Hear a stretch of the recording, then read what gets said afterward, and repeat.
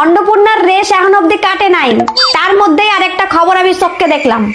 2011 সাল থেকে 2024 সাল পর্যন্ত সমস্ত বিয়ে বাতিল।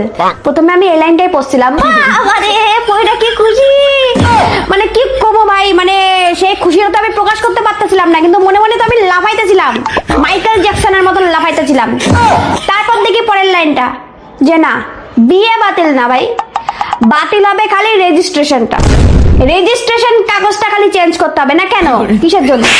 বেশি পুরানো হয়ে গেছে, ওইটারে চেঞ্জ করে কোনো লাভ নাই।